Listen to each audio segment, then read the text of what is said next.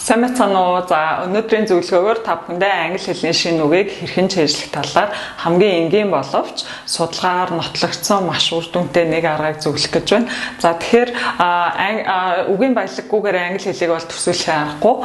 Гэтэл одоо дийлэнх хүмүүс маш завгүй байдаг. Өдөр болгон тууштай англи хэлний шинэ үгийг давтарч чаддаггүй. Тэгвэл энэ хоёр асуудлыг зэрэг шийдэх нэг арга бол унтахын өмнө англи хэлний шинэ үгээ давтах юм. За тэгэхээр танд одоо би бол англи хэлний шинэ үг чийжлэх болон чийжлэх бол бүхий л байж болох тэ хятад хэлний үгээ ч гэсэн чийжлэх болох бүхий л аргуудыг турш үзсэн. За энэ арга бол хамгийн үр дүнтэй шигшигдэж үлдсэн нэг арга болвол энэ дэвтэр байна. За тэгэхээр шинэ үгийн дэвтэр бол ер нь энэ бол гарын алганы хэмжээтэй юм жижиг дэвтэр байгаа. Шинэ үгийн дэвтэр бол тийм том байх шаардлагагүй. Яа тэгэхээр та сул чөлөөтэй цаг байна те.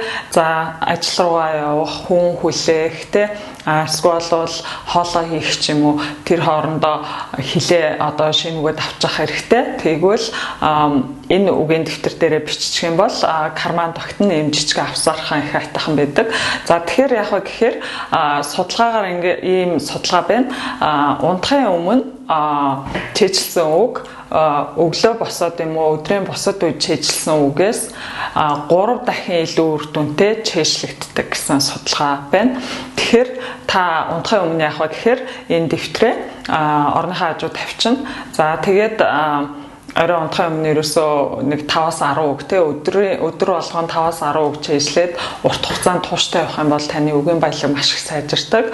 Тэргүй үгийн баялаг бол тийм богино хугацаанд тийм ихээр сайжрах боломжгүй. Ягаад тэгэхээр хүний тарих нэг хугацаанд хүлээж авах одоо мэдээллийн те тоо бол хязгаарлагдмал байдаг. Тийм учраас та өдөр болгон баг багаар үгээ чийжлэх хэрэгтэй.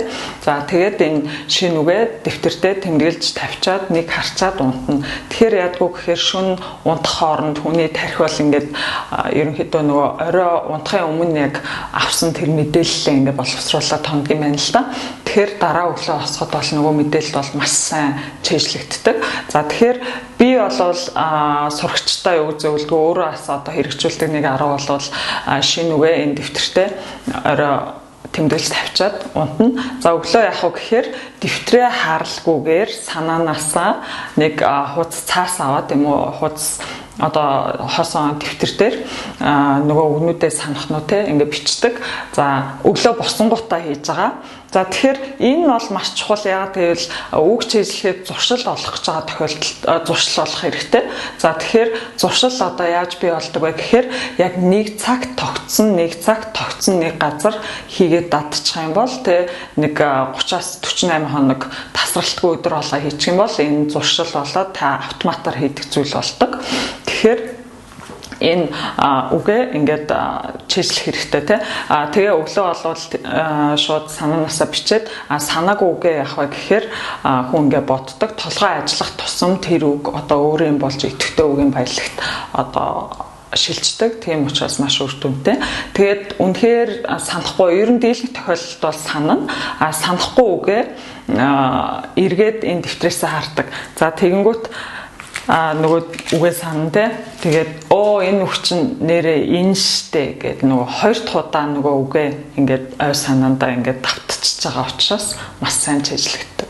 За тэгэхээр энэ дэвтэр дээр би бол хятад ихэнх нь бол хятад үгнүүд байгаа. Хятад англи ийм шинэ үгээ ингээд тэмдэглэдэг. За тэгээд энийг дуусгаар ингээд ийм дэвтрийг бол маш олноор ингээд авсан байдаг. Тэгээд дуусгаар нь ингээд шинээр солио явдаг те. За энэ арга бол маш үр дүнтэй арга. Тэгэхээр та энэ аргыг өдөр болгон хийгээд дадчих юм бол таны үгийн баялагтай жилийн дараа одоо маш их те идэвхтэй сайн хэрэгжилж чаддаг тийм үгийн баялагтай болно гэсэн үг. За энэ үргээд өнөөдрийнхээ зөвлөгөөг өндөрлөе.